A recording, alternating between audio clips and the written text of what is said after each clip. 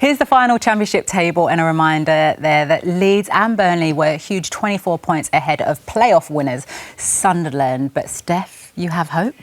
I do, you know. I think for me, I think this is 8 years since we've been in the Premier League. I think as a Sunderland fan, there's been so many ups and downs. But I think as a fan, it's just about the club being running the right way. And no illusion that as a Sunderland fan, it's going to be a massive step up to be in the Premier League. I think history kind of tells you that after the last 2 years in terms of promoted teams. But I think what we are trying to do in this transfer window is get the right players in with good experience, but also that youthlessness that wants to be in the Premier League. So, yeah, it's going to be so interesting to see how the boys do against West Ham in front of a packed Stadium of Light. I mean, Sami, can you talk on those new players? Because it's like a whole new team. Yeah, we just had the sporting director on there, and they've been really, really busy. But the one player that I'm interested to see back in the Premier League is Granit Xhaka. I was a big fan of Granit Xhaka when he was at Arsenal. I love the way he plays the game, the control that he has in midfield. But he spent some time in Germany now, which is, with all due respect, perhaps of less intensity than games in the Premier League. But he's got vast experience as Granit Xhaka. But I just wonder if spending time in Germany might preclude him from producing his best performances. But he's got the experience to call back on. But he's the one player that I think will be really important. He's not as old as people think, is he? Is he 31, 32? 32, yeah. Yeah, which I know is ridiculous. I feel like I'm writing him off, but that's it. He's been in Germany. Yeah, it's like a young man. It's like a young man's sport, I guess. But look, it'd be interesting to see how they got on and how all the promoted teams get on, because I think we've got this narrative at the moment where if you come up, you're going to be the favourites to go down. Yeah. The last 2 seasons have shown that, so it'll be interesting to see how they go on. Dion, I want to ask you, actually, because there's been a lot of talk about captains, Arsenal captains, whatever, but you've just mentioned Granit Xhaka right there. So do you think he is right to captain the Sunderland team this season? Yeah, I do. I think he's got, Sami mentioned, he's got too much experience in the Premier League to ignore that.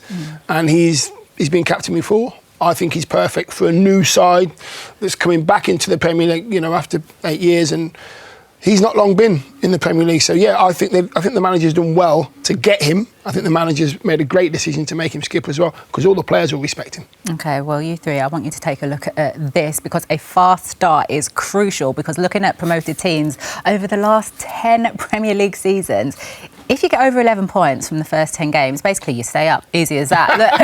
But if you get less than 7, you are in trouble. Are you surprised at that? I am, yeah. It's an interesting stat. But look, the Premier League now is so strong, and there is so much money that these clubs, Brentford are set to sign Dango Ouattara for £45 million. Brentford were in the Championship not too long ago, and it just goes to show how much money's spinning around, and those squads are so strong. So you almost feel for those promoted sides, right, when they come up, because it's like they're already playing catch up. They don't have perhaps the finances that the other clubs do. Yeah.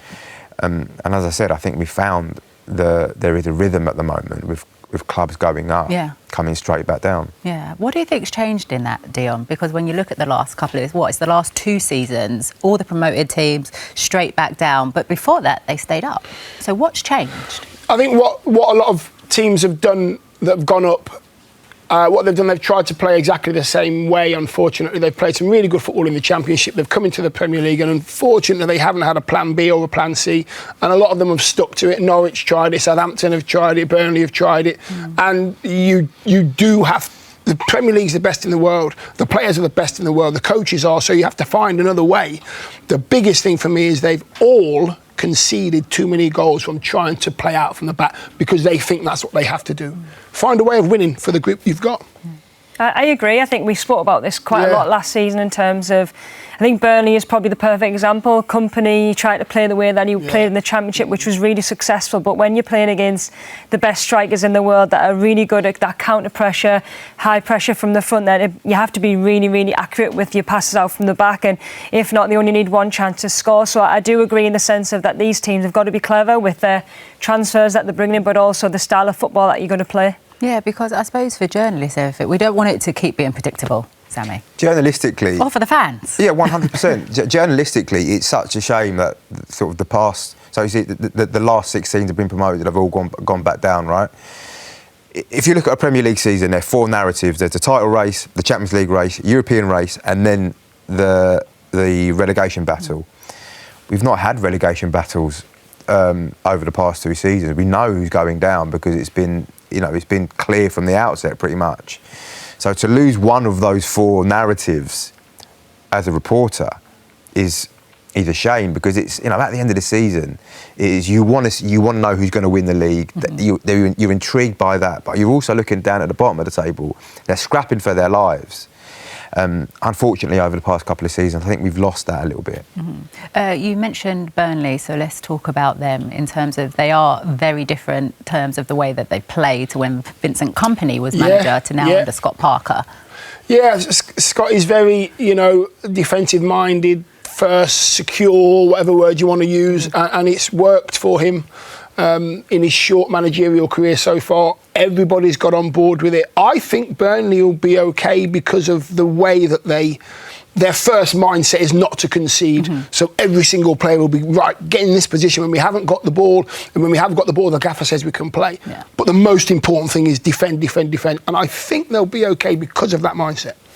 I think a big part of last season's clean sheets was James Trafford, who's obviously moved to Manchester City. They've obviously brought in Martin de Bragva from Newcastle, which a great goalkeeper, but I think James Trafford was that star of that Burnley team in terms of keeping them clean sheets. But I do agree in sense of defensively you have to be secure, but you have to be able to open up and be able to kind of express yourself to go and score the goals to get the points, and especially them 11 points in however many games. It is important for the teams to get a really, really quick start. That's what, because Steph, have you been in games when it is literally just wave after wave of attack and you having to deal with that? Yeah, and we've been there when we're defending, and obviously it takes a lot of concentration because first and foremost you haven't got the ball, so you become a bit more tired. You're trying to shift side to side, and if you're doing that every single game of the season against these top Premier League teams, it is going to take its toll on people. So you need to have that outlet as well. So it's that bravery to be able to go, actually we will be defensively solid, but we're going to at them right moments be able to go and allow our attackers to do what they need to do, and in them moments they have to take them opportunities. I think these two are trying to pull the wool over our eyes, by the way. Go on. They never defended. They won about 40 trophies between them. They never had to defend.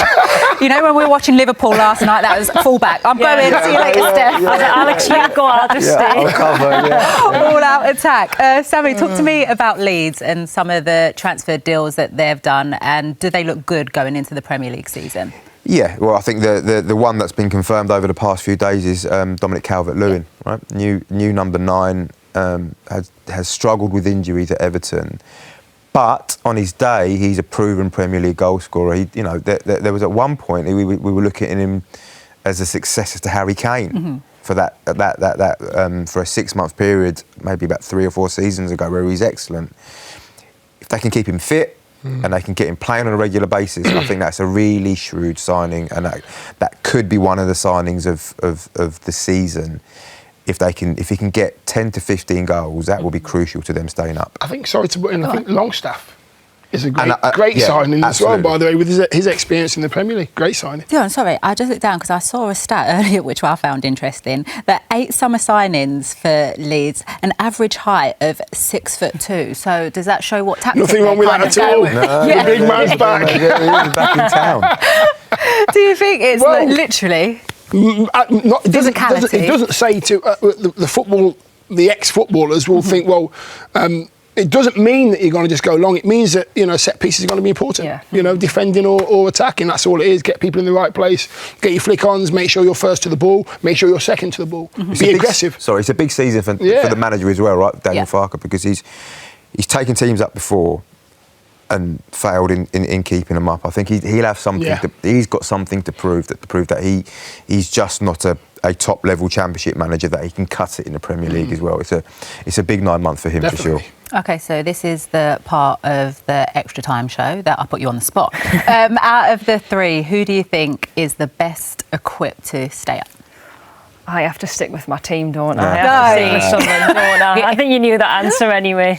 But why then, no, Steph? Give us some more. I honestly think in terms of the signings, I think they've been really shrewd in like who they've signed, the type of personnel, but also in terms of the physicality of the team. They've got young players that are quick and they're aggressive, which is needed in the Premier League. But also, I do feel as though the Sunderland fans in that stadium light selling over 40,000 season tickets is going to be massive. And I think if they can get the home form correct, them fans will take them all the way through this season.